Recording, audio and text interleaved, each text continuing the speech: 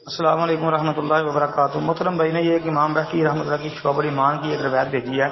محترم شعب الایمان میں اس نمبر پر تو روایت نہیں ہے، تو البتہ مسند احمد شرح مشکل الاثار امام طحاوی کی، صحیح ابن حبان اور کئی کتابوں سے روایت ملی ہے۔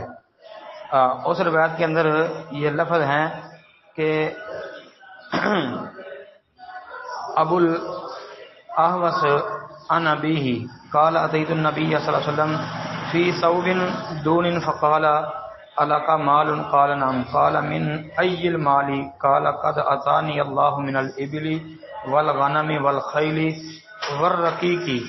اچھا جی، او کما قال، یہ پوری روایت ہے۔ کہتے ہیں کہ ابو الاحوص وہ اپنے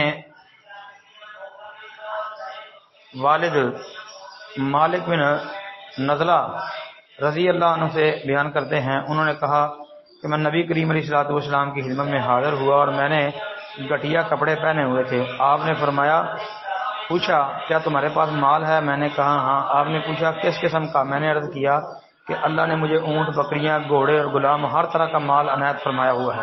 آپ علیہ السلام نے فرمایا جب اللہ نے تمہیں مال دیا ہے تو اس کی نعمت اور احسان کا اثر تجھ پر نظر آنا چاہیے۔ ہاں جی، یہ روایت ہے۔ محترم بھائی کہتے ہیں جی کہ اس کی متعلق صحیح ہے یا ضعیفہ وضاحت کر دیں۔ محترم پہلے بھی میں نے عرض کیا کہ امام بہقی کی شعب الایمان سے اس نمبر پر تو روایت نہیں ملی، البتہ یہ روایت اور کتابوں سے ملی ہے۔ مسند احمد کے اندر 15,887 نمبر پر اور 15,888 نمبر پر 15,888 نمبر والی سند جو ہے وہ دیکھ رہے ہیں، سند صحیح ہے جی۔ ابو اسحاق نے اس میں سما کی صراحت بھی کی ہے، اور پھر شعبہ راوی ہے، شعبہ جو ہے ان نبی اسحاق کہہ رہا ہے، تو امام شعبہ کا عام طور پہ یہی ہے کہ وہ ثقہ سے ہی بیان کرتے تھے، تو یہ ابو اسحاق ثقہ ہے لیکن مدلس ہے، لیکن یہاں سما کی صراحت ہے، سمیت ابو الاحوص جی، تو یہ سند صحیح ہے بھائی، یہ جو مسند احمد میں ہے۔